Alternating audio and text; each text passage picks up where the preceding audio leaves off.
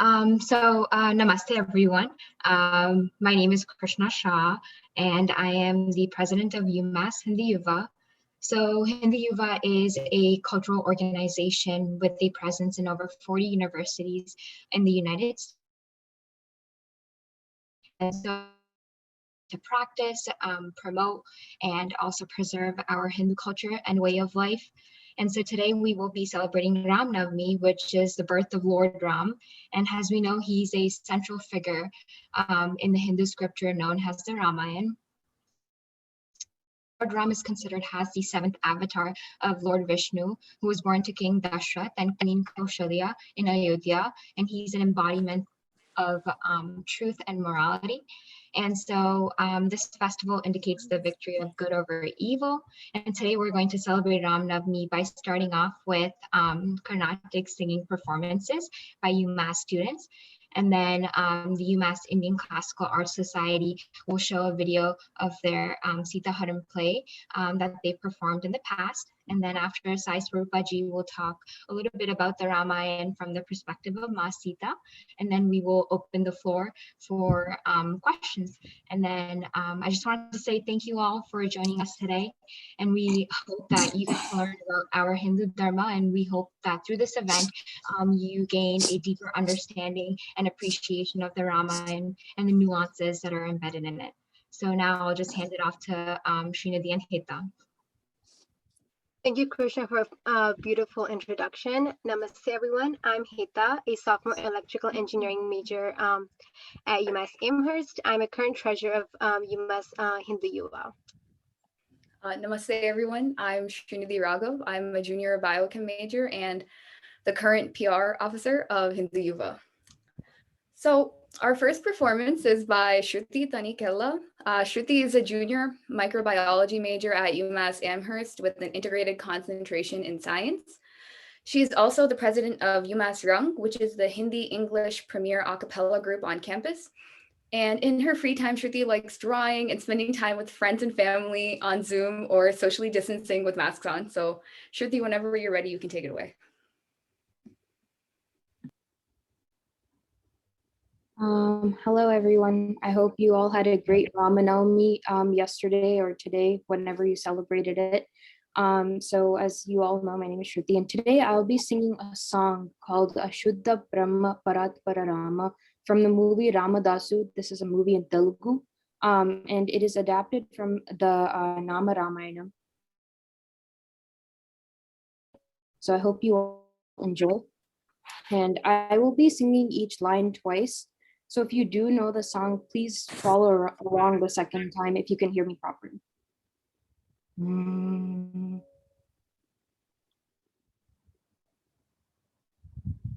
Shuddha Brahma Parat Pararama Kalatmaka Parameshwara Rama.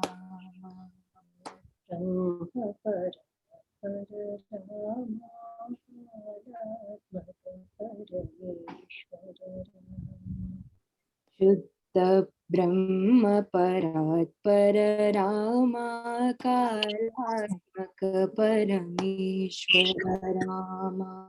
Shuddha Brahma Parat Pararama Kalatmaka Parameshwara Rama.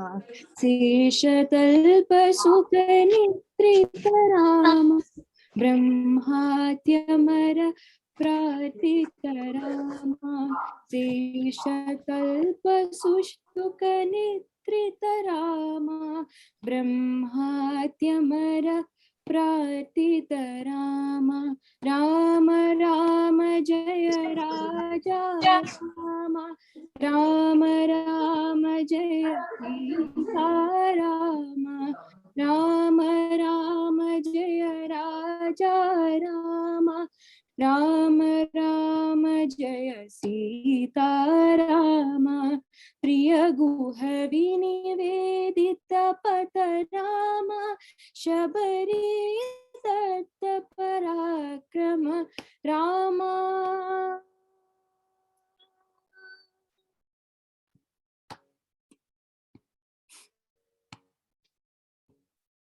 प्रिय गुह विनिवेदित पद रामा शबरी तुत्तपलासन रामा हनुमत सेवित निज पद रामा सीता प्राणाधारक रामा हनुमत सेवित निज पद रामा सीता प्राणाधारक रामा राम राम जय राजा रामा राम राम जय सीता रामा राम राम जय राजा रामा राम राम जय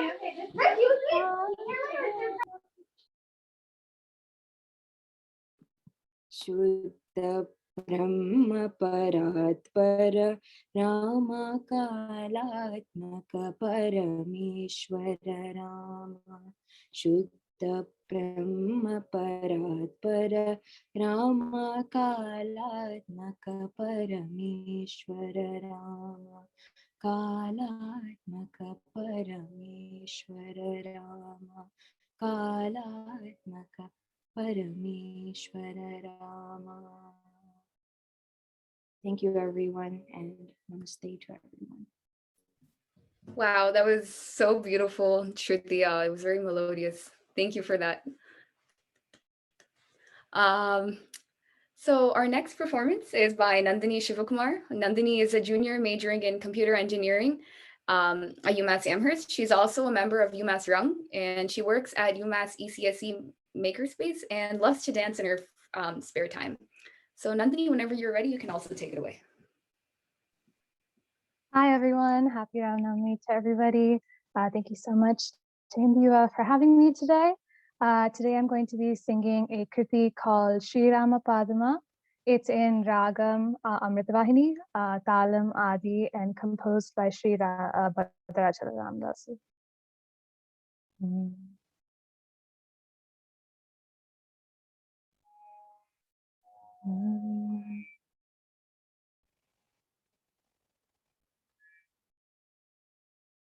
Shri Rama Padma Ni Kripa Jaluni Shri Rama Padma Ni Kripa Jaluni Shri Rama Padma Ni Kripa Jaluni Tamuna kurare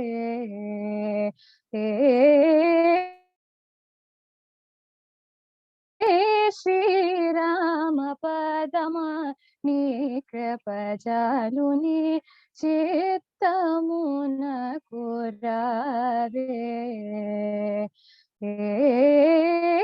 Shri Rama Padma Ni Kripa Jaluni.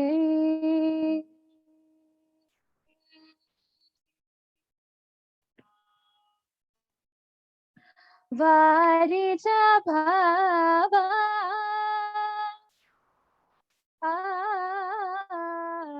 Varija Bhava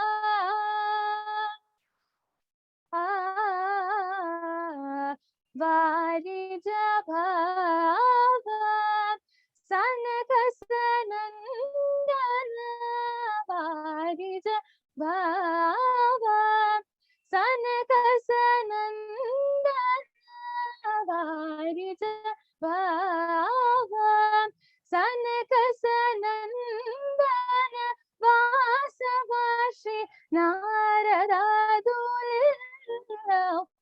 Jinse Varija Bhava Sanaka Sanandana Vasavashi Naradadu Illa Pujinse Shri Ramapada Mani Kripa Jaluni Chittamuna kurade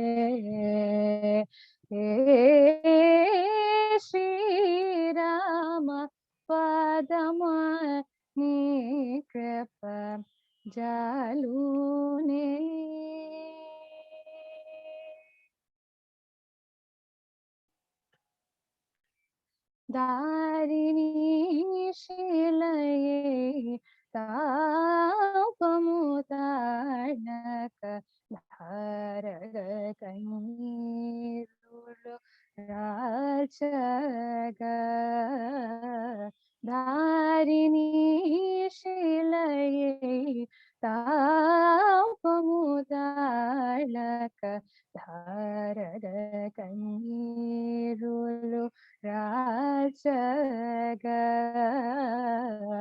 Surya aharyanu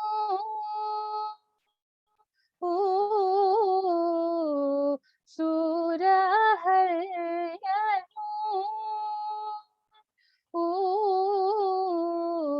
Surya aharyanu Juti brojite Surya aharyanu Juti brojite Surya aharyanu Juti brojite varite Dhanyu seya vidyagaraja geyama Surya aharyanu Juti brojite varite Dhanyu seya vidyagaraja geyama Shri Rama padama nikripajaluni chittamuna kurave Shri Rama padama nikripajaluni.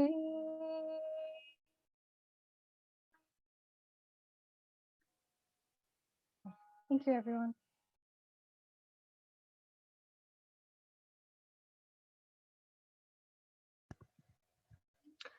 Wow, that was an incredible performance. Now we have, next up, we have Srinidhi. Srinidhi is a junior majoring in biochemistry and molecular biology and minoring in computer science. She's part of UMass Hindu YUVA e-board this year, and next year she'll be our vice president. Srinidhi is classically trained in Carnatic music, and we're very excited to have her perform. Srinidhi, whenever you're ready, you can get started.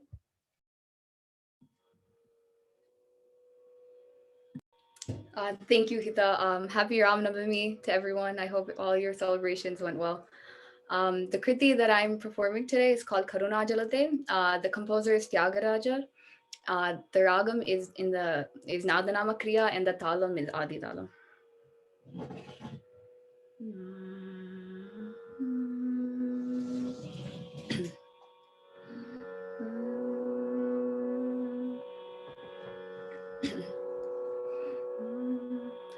Karuna Jalate Dasharate Kamaniyanana Sugunanide Karuna Jalate Dasharate Kamaniyanana Sugunanide Karuna Jalade Dasharade Kamaniyanana Sugunanide Karuna Jalade Dasharade Kamaniyanana Sugunanide Ni mayame gani ilanu Ni mayame gani ilanu Emanine durudunu Ni mayame gani ilanu Yemanine durudunu Karuna Dashrathe कमनीयानन सुगुणनिधे निज दासुल अनुभवमोकटी निज दासुल अनुभवमोकटी నిన్ను తెలియని జన మదమోకటి నిజ దాసుల అనుభవమొకటి నిన్ను తెలియని జన మదమొకటి కరుణా జలదే దాశరథే कमनीयानन सुगुणनिधे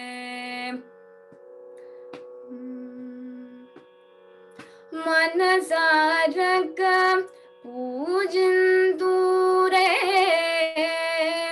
मनसारक पूजन्तु रे माटी माटी की दूरे मनसारक पूजन्तु रे माटी माटी की योजन्तु रे करुणा जलदे दाशरथे कमनीयानन सुगुणनिधे भागवत प्रह्लाद हित रामा भागवत प्रह्लाद हित रामा भावुक श्री त्यागराजनूत भागवत प्रह्लाद हित रामा भावुक श्री त्यागराजनूत करुणा जलदे दाशरथे कमनीयानन सुगुणनिधे करुणा जलदे Dashrathe कमनीयानन सुगुणनिधे सुगुणनिधे सुगुणनिधे.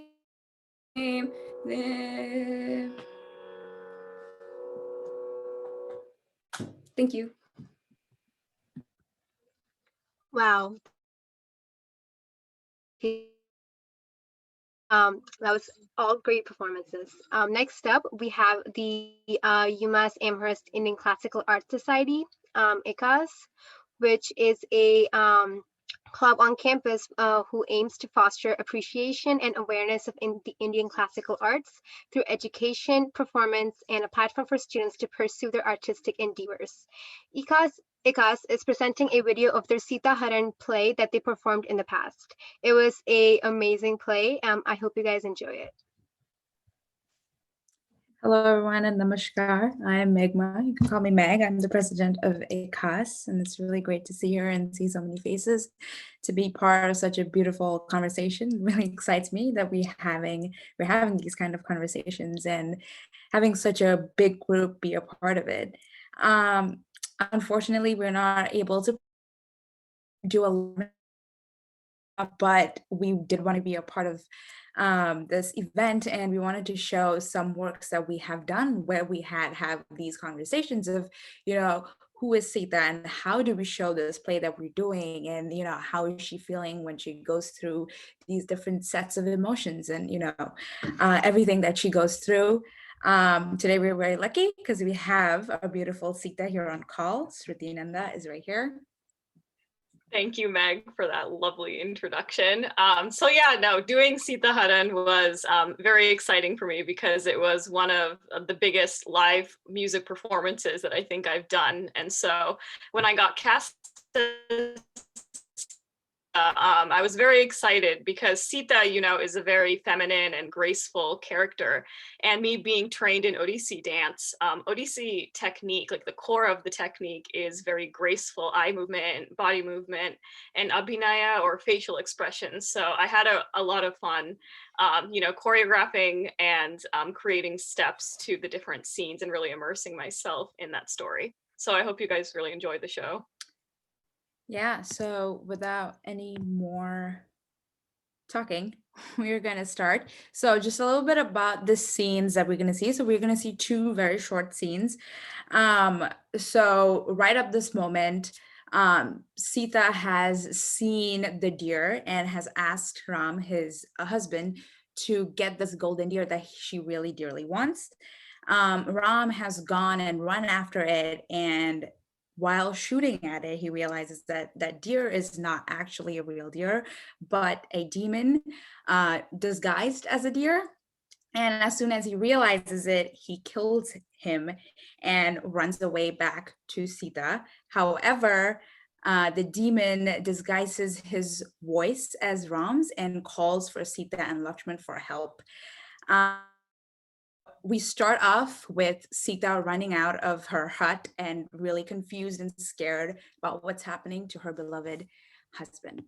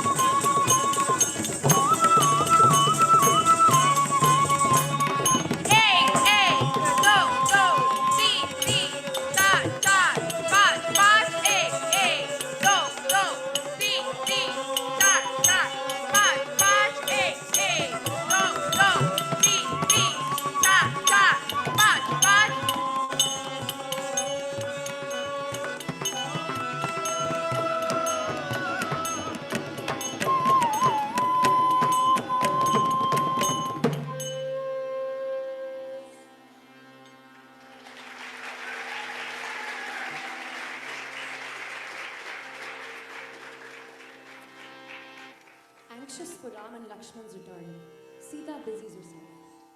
Ravan sees Sita inside the cottage and disguises himself as a humble sage traveling through the forest. Sita greets the sage. He asks her for some food, to which she eagerly obliges. Explaining her predicament, she hands him the bowl of food from behind Lakshman's line of protection. The sage, however, is greatly insulted by this gesture. He threatens to curse Sita if she does not cross the line and properly hand him the food. As soon as Sita crosses the line, the sage reveals himself as Ravan. He lifts the earth around her and places her in his chariot. Sita leaves behind as she is taken to the kingdom of Lanka, where she waits to be rescued by her husband Ram.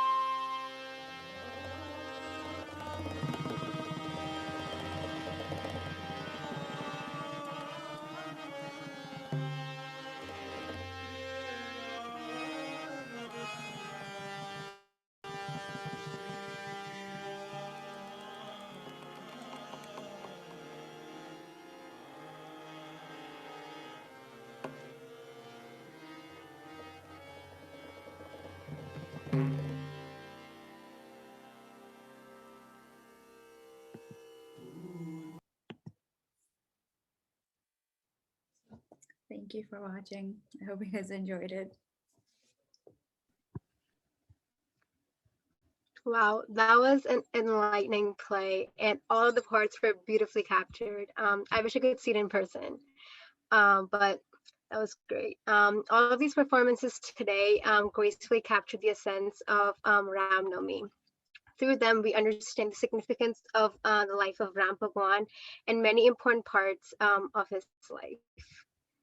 Thank you for all the performances, guys.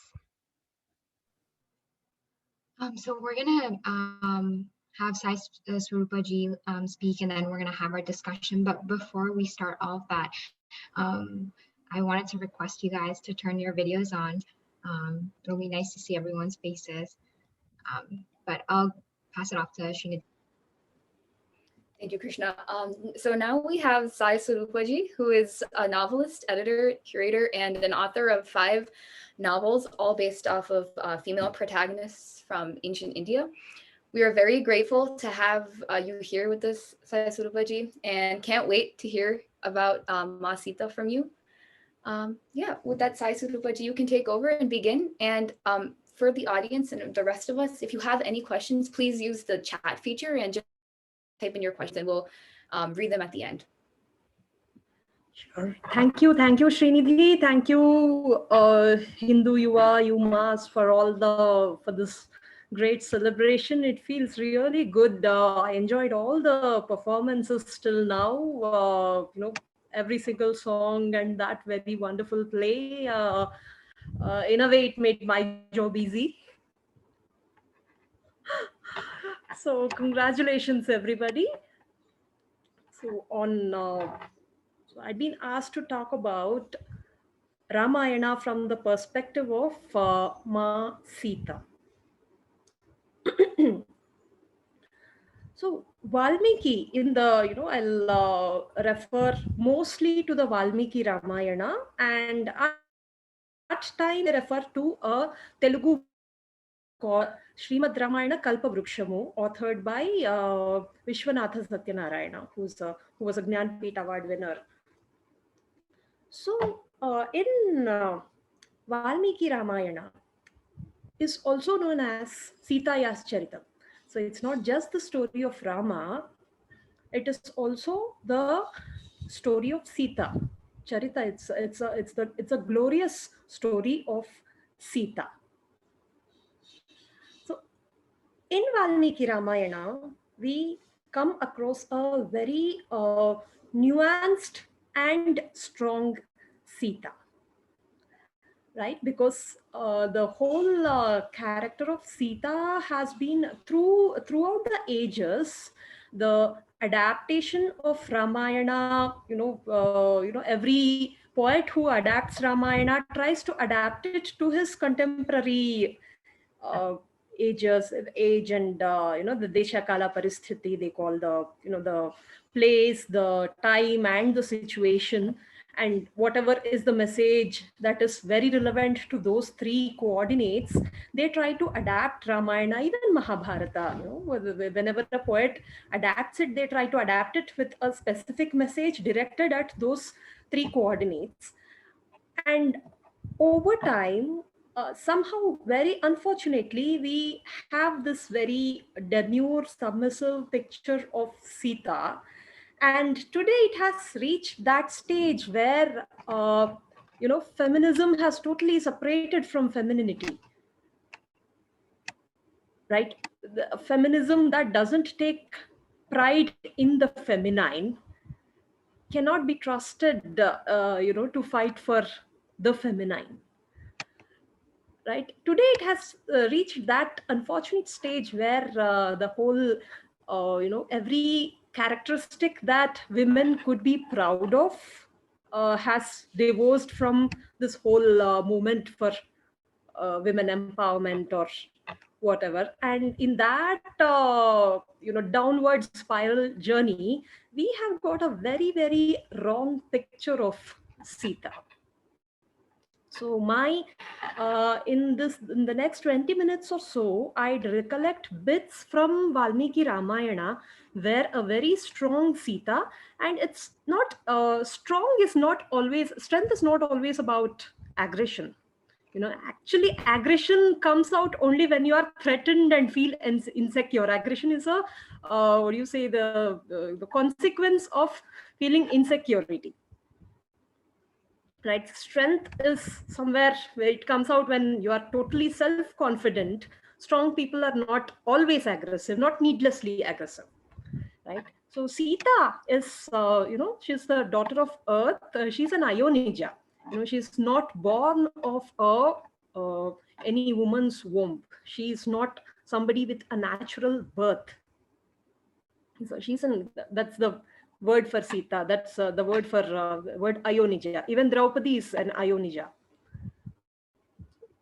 right? And such women are born for a purpose, right? And the normal, the ambitions and desires and the trajectory of a normal woman or man, their life trajectory would be quite different from a normal, the way the Hindu traditional life denotes the purusharthas, right? The dharma, artha, kama, moksha.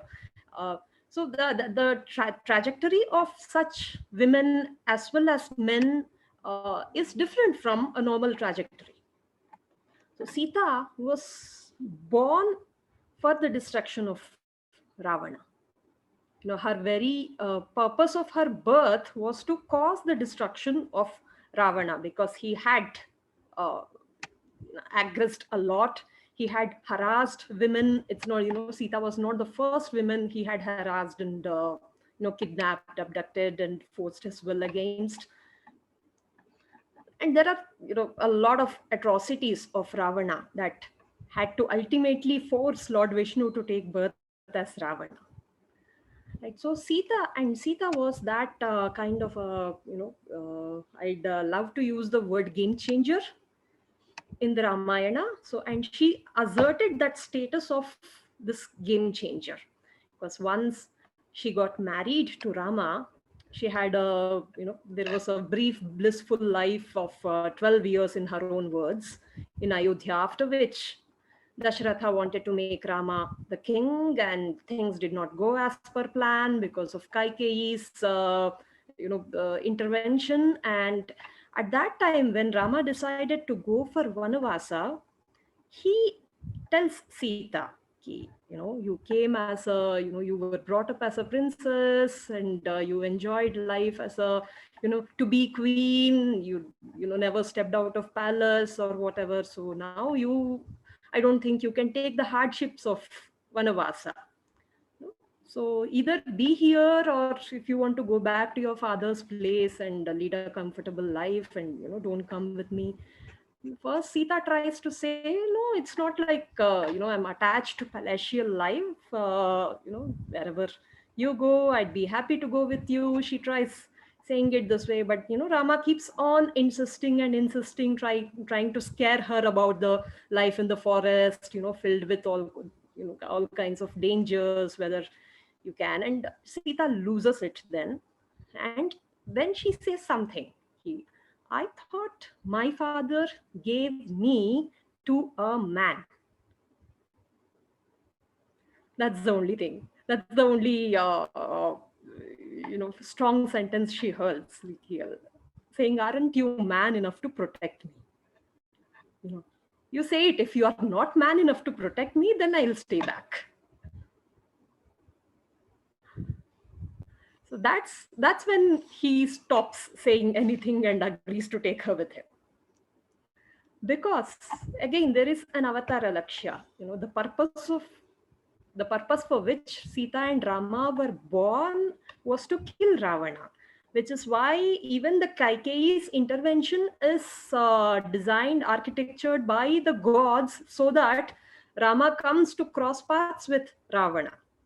Otherwise, had Sita said, oh, yeah, okay, 14 years, I'll wait for you, or something like that, that would have been an actual act of an actual submissive wife. Yeah, I'll wait for you. Yeah, you're right. I cannot take the forest life. I'll wait for you. Then the guy would have probably slept it off for 14 years and returned back and become the king. And the whole purpose of Rama Avatara would have been lost. But because Sita insisted, things turned the way they have in the Ramayana. Right, and then they have Vanavasa, they keep meeting Rishi after Rishi, then keep having adventure after adventure, and at last it culminates at the abduction of Sita in the 13th year of their Vanavasa. And we have just seen the very beautiful depiction of Sita's abduction by Ravana. I know, because Indian dance is very beautiful and graceful, especially Odissi in that is, very, very graceful. But the way Valmiki described Sita's abduction is very, very disturbing. It's, it's not as graceful as we all would like to think of it.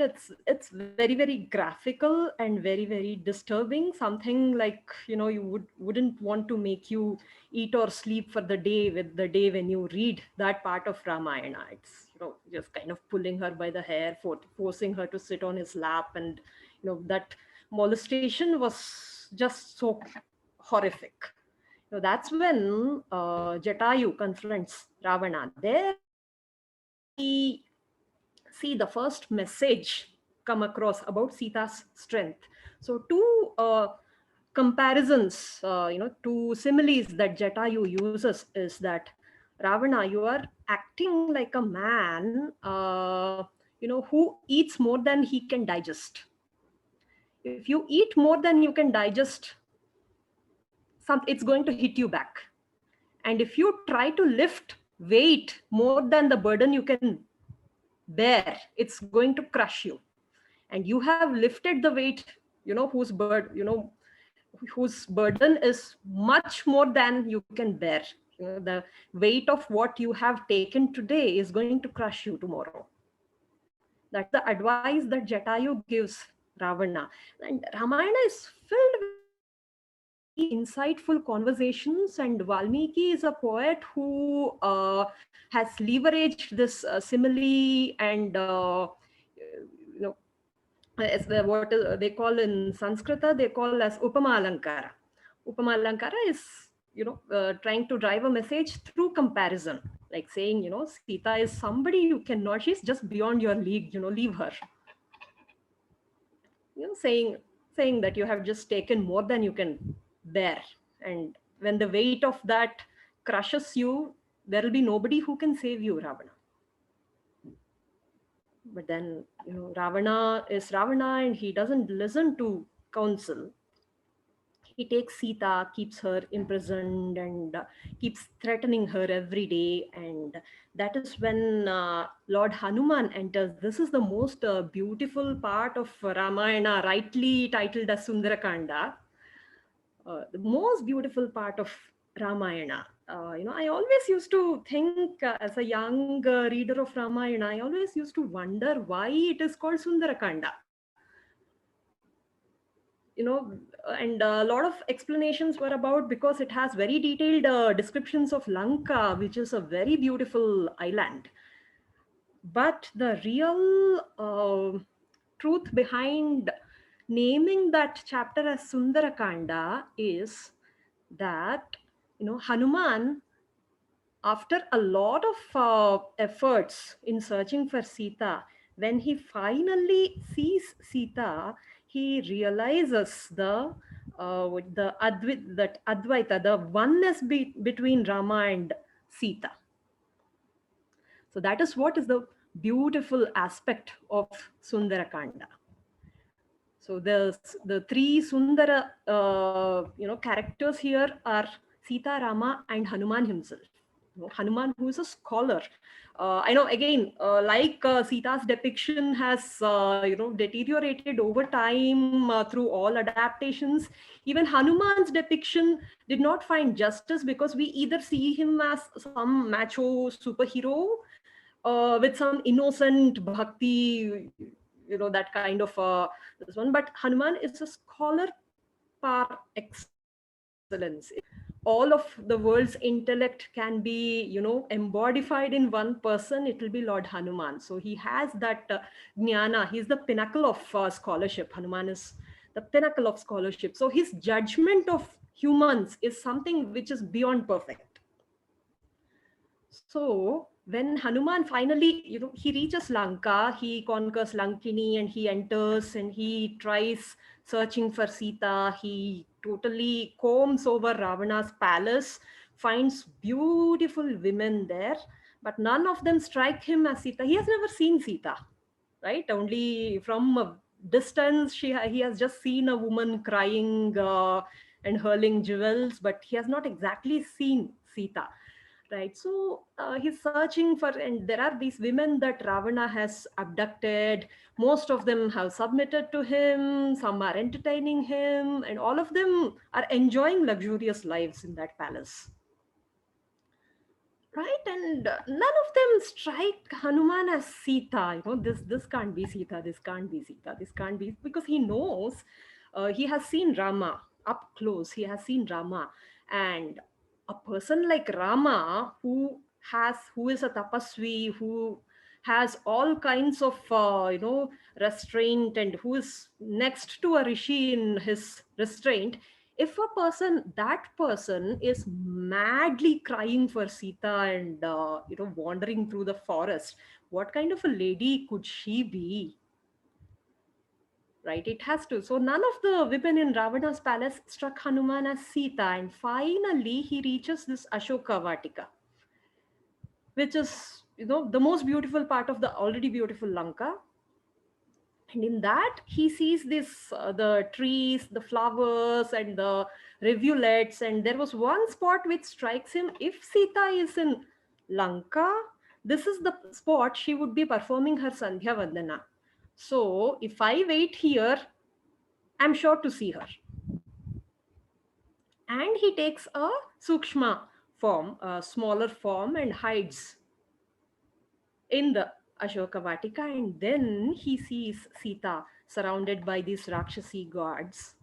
And the way the contrast in her form, right? It is the contrast of, she's under that ultimate duress and misery, and she's a symbol of ultimate strength at that moment, right? I'll quote a poem from Ramayana Kalpa Vrikshamu later, but according to Valmiki Ramayana, Hanuman's thoughts are this way. This lady, the misery, the sadness, the sorrow that I see in her face is something that normal women cannot take. She has to be something different. So probably if a person like Rama is wandering over the forests like a madman, waking up with the name of Sita, sleeping with the name of Sita, and dreaming Sita, it has to be this lady. And I know, seeing Rama up close and the way Lord Rama is, separation from such a man can kill any woman. But, and Sita is alive. And being separated from Sita, Rama is alive. This is possible only because Rama's heart is with Sita and Sita's heart is with Rama, which is the only possible reason why, these both are alive, though they are separated from each other. These are Hanuman's thoughts as he sees Sita. And then we see Ravana coming to threaten Sita. Yeah. First, he tries entreating her, kind of enticing her with all his riches. And then finally, he makes this ultimate offer because his wife Mandodari, the queen of Lanka, right? She holds ultimate power over the resources of Lanka. And he tells Sita, I'll make Mandodari your slave. You agree to be my queen. Even Mandodari would be your slave. Which is when Sita finally says, the strength of womanhood, right? It comes through the way she rejects. Of course, rejecting is fine, but the way she rejects is like, a woman, a man who does not value the woman in his life, right? He is a fallen man. You don't know the value of Mandodari, the devoted queen that you have. You don't know her value, and you are expecting someone like me to listen to your entreaties. So that's what she says. It's just that, the way you are talking about Mandodari itself says how fallen and, how low you have fallen. And you think that I'm going to be lured by your, riches or power or whatever, because, neither the treasures, all the treasures of Lanka cannot lure me away from Rama. And most importantly, I know that you are a coward, which is why you chose that moment. You engineered that plan to lure away Rama with that deed or whatever, lured away Lakshmana, and found that particular moment where I was allowed to take me away because you are afraid to face him. I know that. So when you are afraid to face him and you have done this heinous act, the only way for you is to return me back to Rama, fall at his feet and ask forgiveness, and he'll protect you then. So this is the woman after 10 months of captivity with no hope of being rescued. She doesn't know what Rama is doing. She doesn't know how they are, whether she doesn't know that Rama has met Sugriva, and there were efforts to, being taken to search for her. She doesn't know of anything, but look at her confidence here. Okay, once Rama, it's the matter of not if, but it's a matter of when, and once Rama comes to Lanka, you are gone. So if you don't want destruction, return me back to him and ask for his forgiveness. Now that is, there comes the strength of Sita. A woman after 10 months of captivity in an open prison can tell that to her captor. That's when Ravana loses it and says, you just have 2 months now.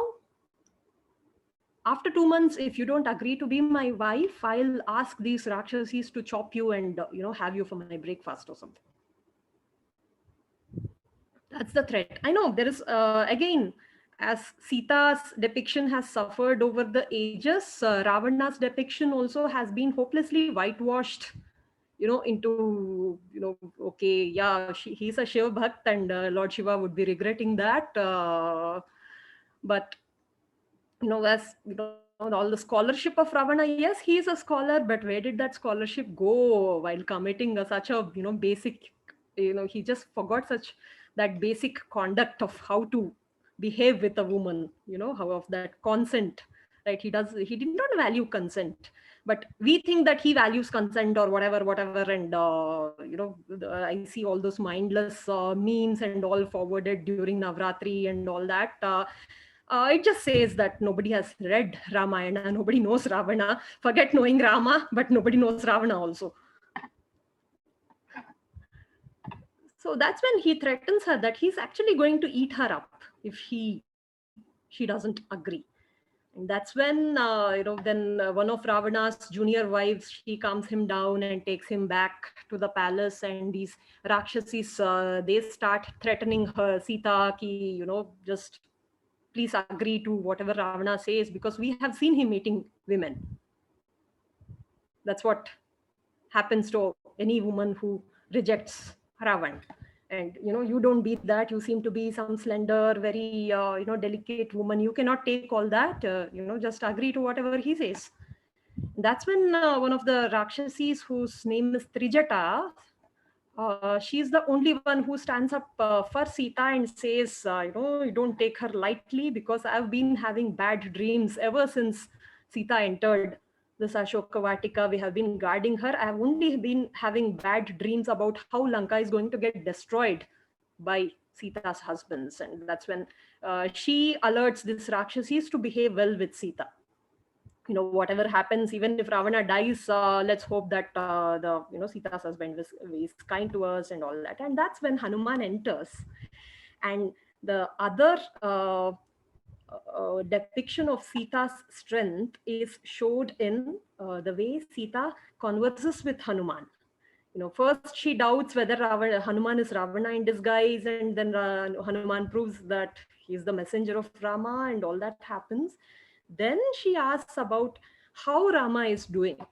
The stateswoman in Sita comes forward, right? Rama, what has he been doing? You know, what are his efforts to take me back? You know, does he still believe in human effort? And there are these beautiful shlokas on the value of human effort, because only whoever the a human being, not just a man as well as woman with with that great men and women, basically they don't underestimate the value of human effort. Of course, God's grace, everything comes when it is due, but human effort without losing hope, right, is what is the that hopeful effort is the central, that is the propeller of development, or propeller of wherever our journey. And then she asks, I hope Rama has not lost hope on this human effort. I hope he's doing everything that he can. And then she asks, is he also contemplating all the strategies? That is, there are reconciliating strategies, then there are partaking strategies, sama, dana, bheda. She actually asks Hanuman, what are the strategies that Rama is thinking of to obtain me back? Is he thinking of sama? Is he thinking of bheda? Is he thinking of danda, the dvividha and trividha strategies? Is she thinking? And after, ultimately, in the middle of her misery, she has time to ask for, do you hear about the wellness of Kausalya, Sumitra, and Bharata? How are they doing? Only a woman with a lot of self-confidence can have that compassion in her heart to inquire about her mother-in-law somewhere. While in captivity, she's worried about her mother-in-law in palace. Right? That takes ultimate strength. Right. So that is Sita for us. I can cover two other episodes also, but I found the questions very interesting. So I just want to spend more time on the questions, because that's where I guess there'll be a lot of interesting anecdotes that come up.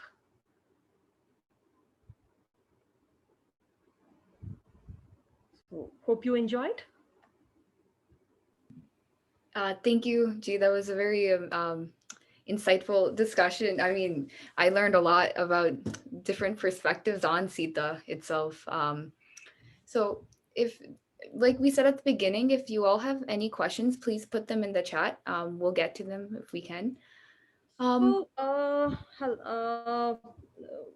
Srinidhi, I was mailed a list of questions actually. So are people going to ask them, or shall I?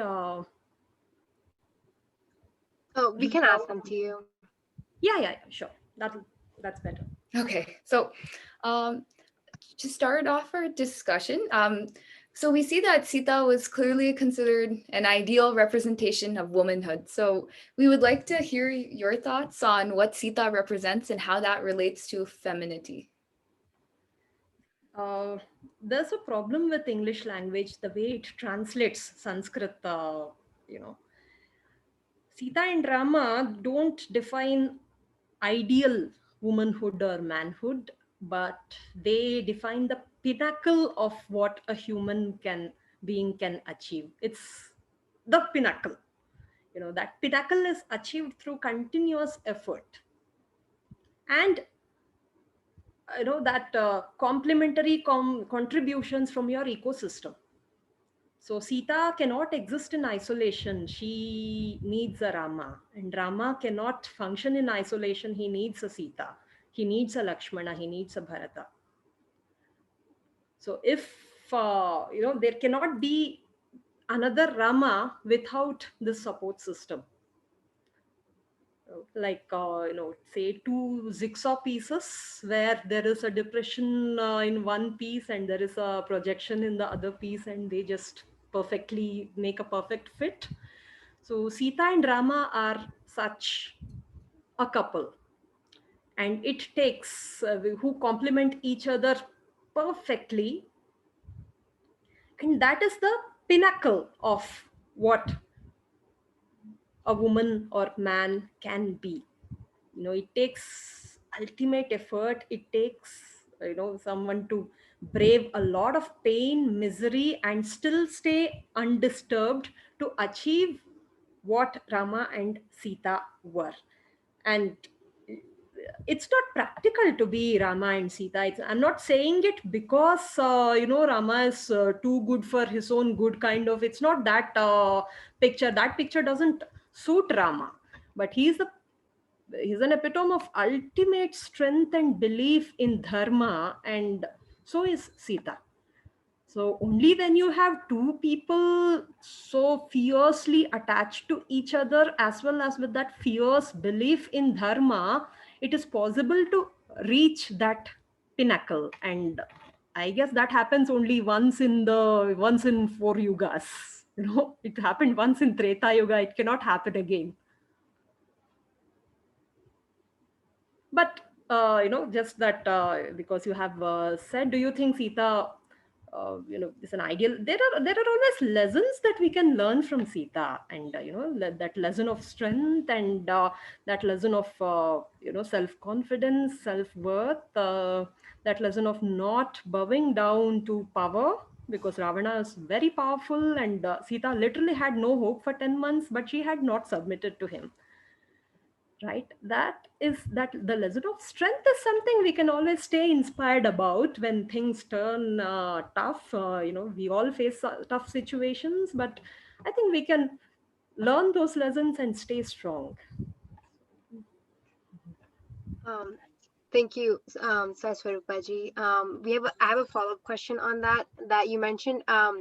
A lot of times that Sita's strength in the Valmiki Ramayan, that she's portrayed as strong woman. What does a strong woman mean to you? Strong woman to me, see, strength comes from different factors.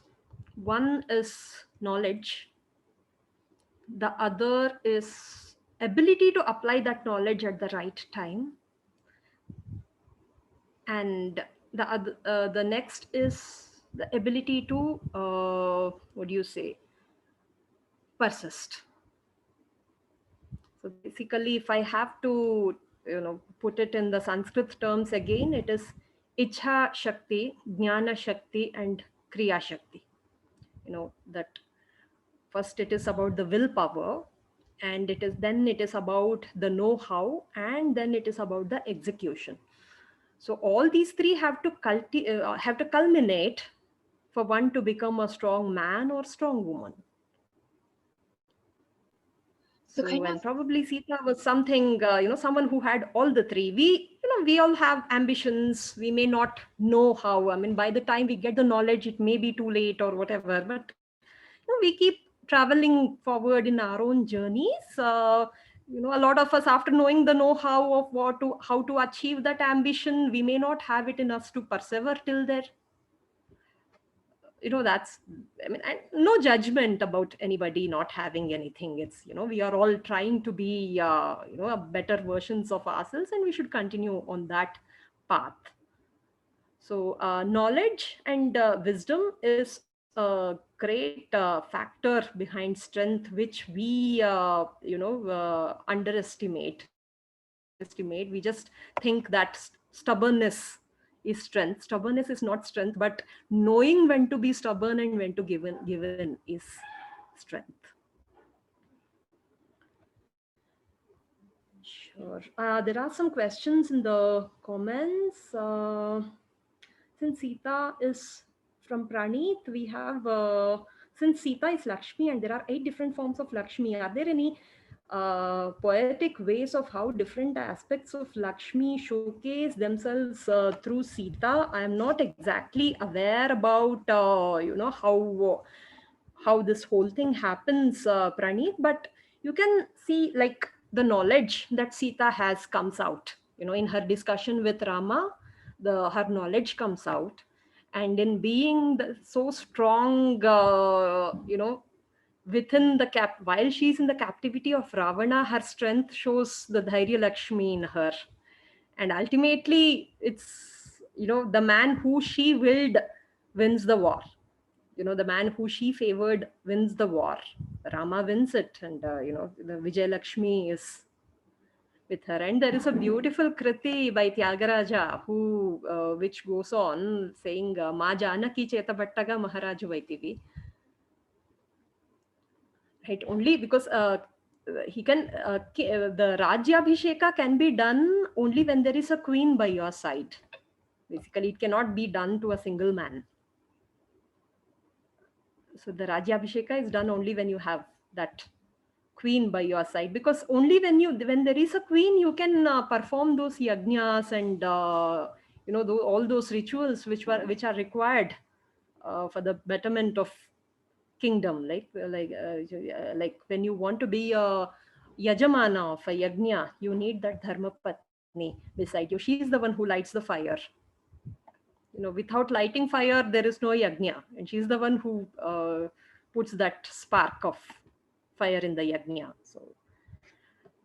Like that, I guess, different aspects of Lakshmi reveal themselves if we are mindful of that. So thank you for this clue. Next time I read Ramayana, I'll have this notes probably. And when you read Ramayana, when you all try to read Ramayana, I strongly advocate read the versions where there are Sanskrit. There is a Sanskrit shloka and there is a word-to-word meaning, so that we can contemplate on the exact terminology that is used, because Sanskrit is a very highly contextual language. The context, the meaning will differ from place to place for the same word. And whatever is used around that word contributes to the inclination of the meaning, right? So that's where nuance is highly appreciated, and there are a lot of mistranslations or misinterpretations around Mahabharata, where the author has decided what meaning should come across and has distorted the meaning. So please stay aware of all those and try reading authentic translations, which will enable you to study, which don't close your mind. That's the thing about. And this Sabita's question: can Swarupaji explain the most misunderstood incidents of Agni Pariksha and Sita being sent to Vanavas after reaching Ayodhya? So let's come to Agni Pariksha. Right? Firstly, it's not a pariksha. So let me explain what happens. There are, it's a very interesting chapter, very, very interesting chapter for a person to ponder all over life, because it will throw different meanings in, different stages of our own life. So Sita is brought to the presence of Rama, and Rama starts addressing her. The word he uses to address her is Bhadra. And Bhadra means pure lady, a very auspicious, pure lady, right? And it doesn't make sense when one says, oh, pure lady, I doubt your character. It doesn't make sense, right? The sentence contradicts itself. That's why, there's the whole contradiction comes when you address somebody as chaste, pure, auspicious, and then cast aspersions on her character. There you understand that there's something doesn't fit here, and there has to be something beyond what is written. And he says, but whatever the fight I did, the war I waged was just to protect my reputation, that I can't save my wife, so that people don't think that I'm not incapable of saving my wife. But now you are free, you can choose wherever, but I cannot accept you back, and you're free to go anywhere. You can choose a man of your choice, be it Lakshmana, Bharata, Shatrughna, Vibhishana, Sugriva. He gives her that choice of exit. And that's when Sita says, the words that you spoke to me today are not the words which Rama would speak to Sita. These are the words a very, very fallen man, A man who has fallen really low in his character would speak to an equally fallen woman. That's how she says. And why? I mean, nothing makes sense to me, because if you were not waging this war for me, and if you didn't have me in mind, then you would have sent this message with Hanuman told me nothing. Like, whatever that Hanuman told me, that, you were, the way Hanuman describes Rama to Sita is something, it's that ultimate viraha. Like, if Rama wakes up and speaks anything, it's just your name. If he eats some tasty food, he'll remember you. If he sees a beautiful flower, he remembers you. If it rains, he remembers you. If there is sun, he remembers you. If he sleeps with your name on your lips. If he wakes up with you, Sita, to Sita, in so practically thinking of me all day, night, all over seasons, and then you tell me that you can't accept me. It just doesn't make sense. And then there is another very interesting simile, again metaphor. Rama says, I cannot look at you because you are what the Deepa Shikha, that is the tip of a lamp, the brightest part of the lamp. But a blind man cannot appreciate the lamp, the diya, right? That's what he says. You are to me what lamp is to a blind person. So here, this is the metaphor which gives it away, which totally gives it away, saying, Sita is a lamp.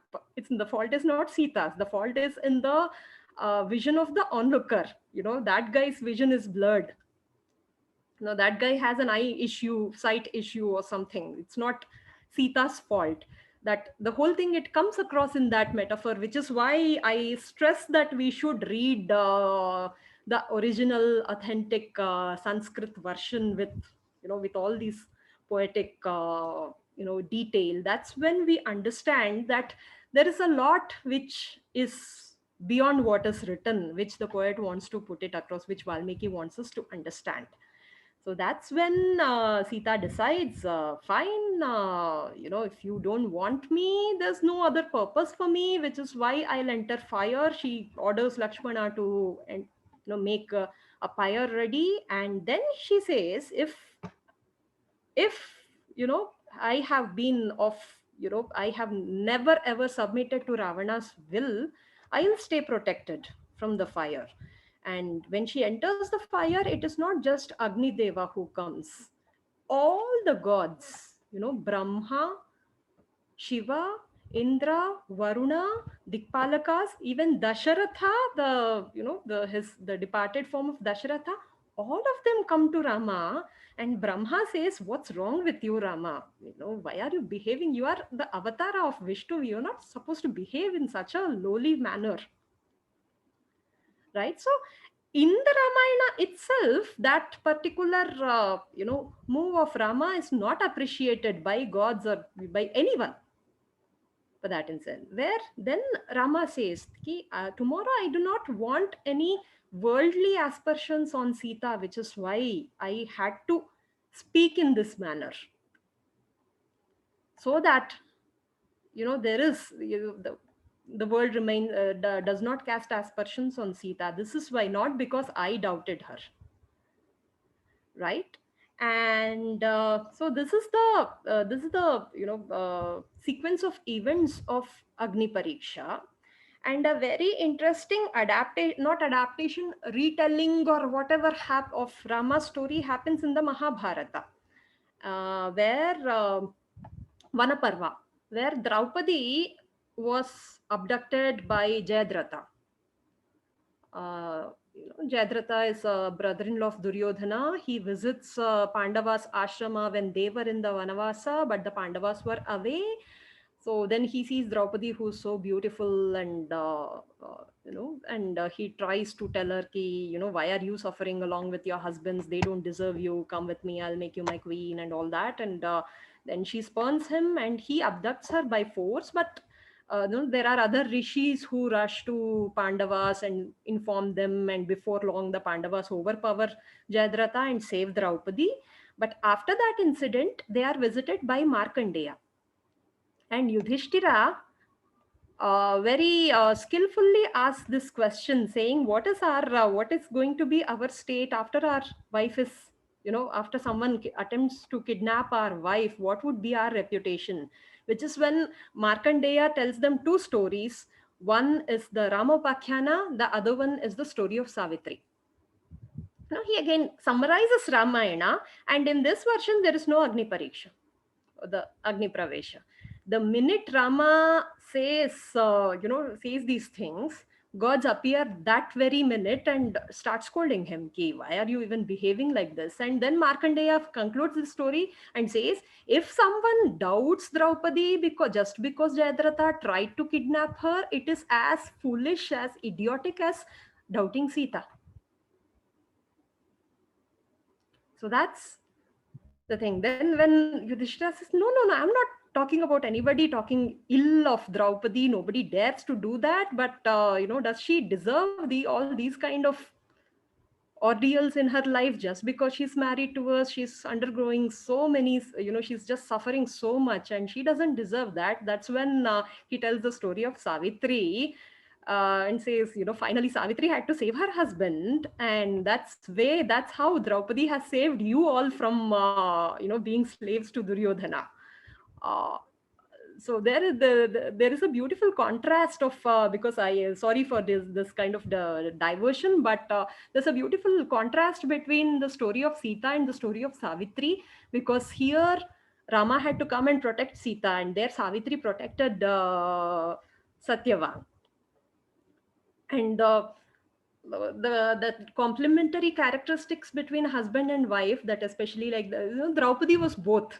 Basically, she needed Pandava's protection in the case of Jayadratha, and she was the protector of Pandavas during the Dyuta Sabha. She basically saved them from slavery. She was everybody think of her as the victim, but she is the hero of Dyuta Sabha Parva. Right, and that's the message of the ideal couplehood, or whatever we think of as that. Each of them should be ready to step up. It's not just the man's role to protect. It's not just the woman's role to submit. The woman should turn a protector when required, and man should know when to listen to her, and man should know when to protect his woman, and woman should know when things turn, when it is wise to listen. So that understanding is what defines the ideal couplehood. And Sita Rama had this perfect balance between them, the pinnacle of balance again. So there's this interesting theory that Uttarakanda is the transition between Ramayana and the Mahabharata, between the Treta Yuga and the Dwapara Yuga. How valid is this? So Praneeth, these are the stories where the rishis have described the passing of time, basically how the rule of dharma, if it deteriorates to a certain stage, even the nature starts deteriorating, whatever the climate change, everything, the rishis saw it then. So if there are no rains, when when they are supposed to rain, there are no rains or like that, then the rule of dharma is deteriorating. And when things like, especially in Kali Yuga, that is the characteristic of Kali Yuga, is that water, education, and healthcare.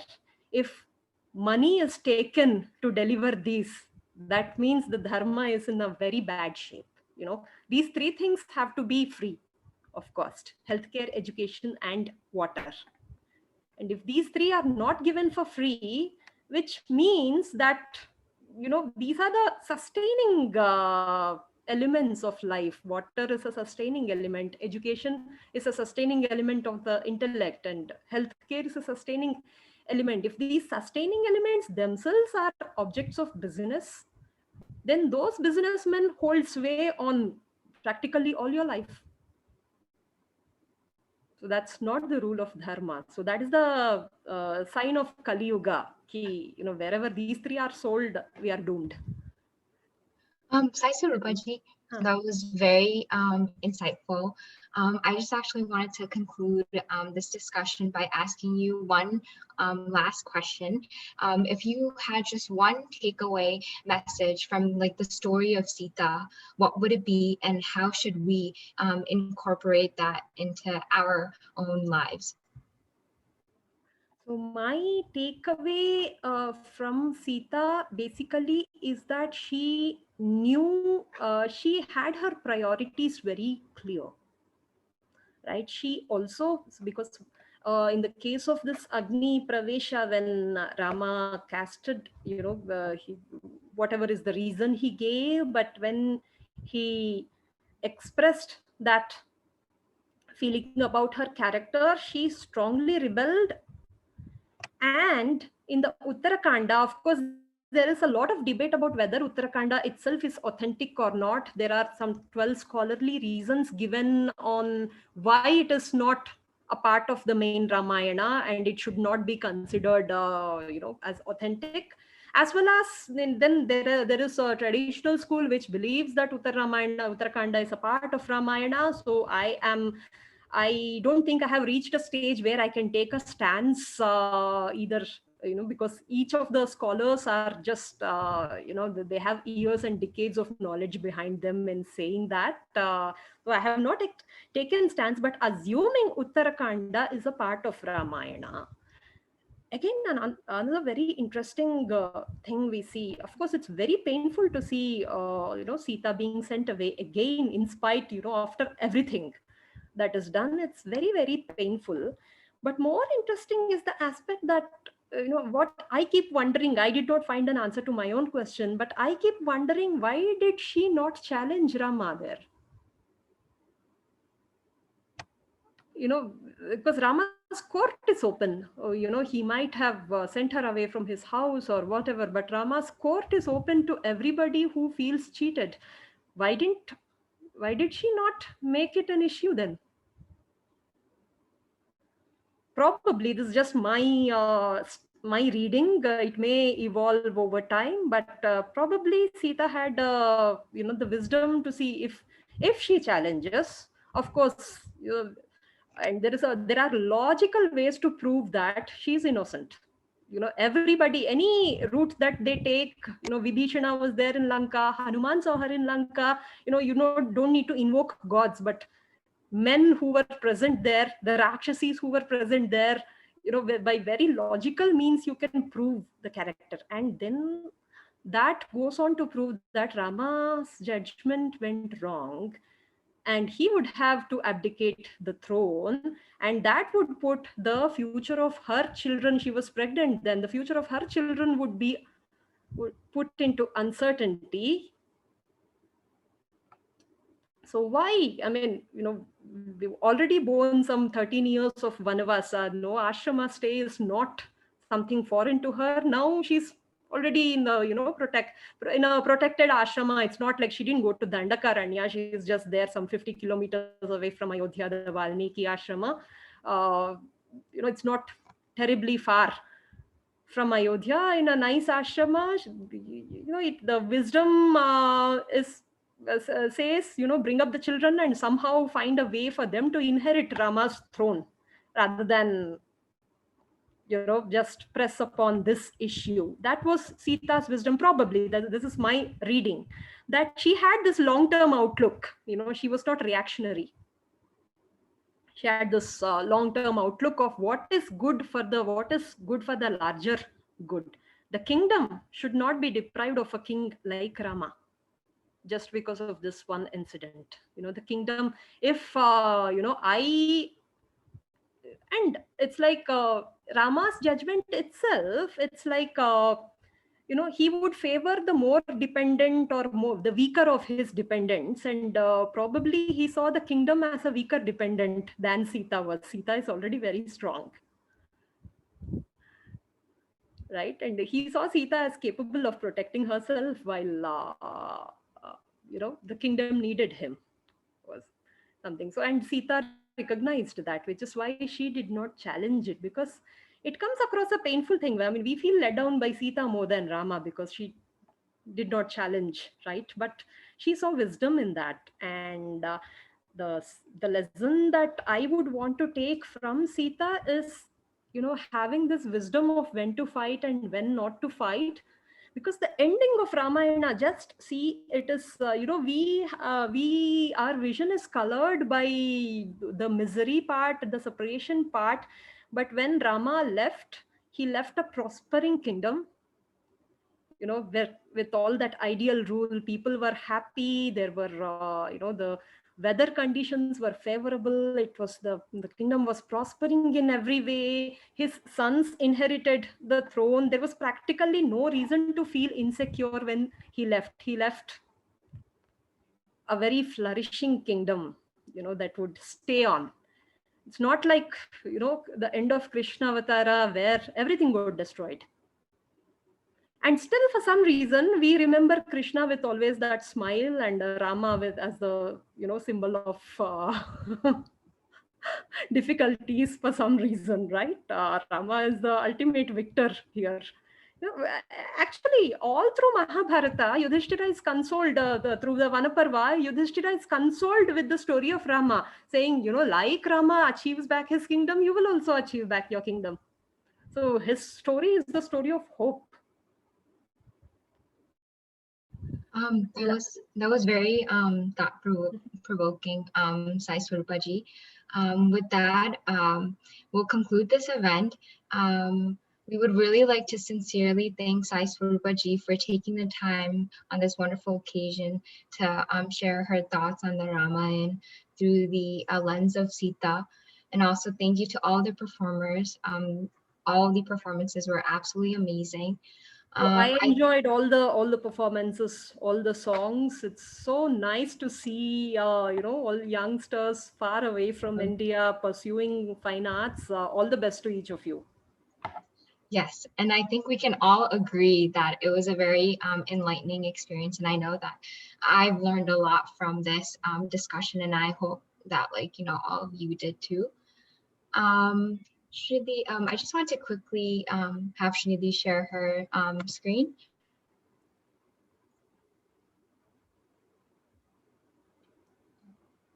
Did you see the flyer or no? No, could you share it again? 1 second. Sorry about that.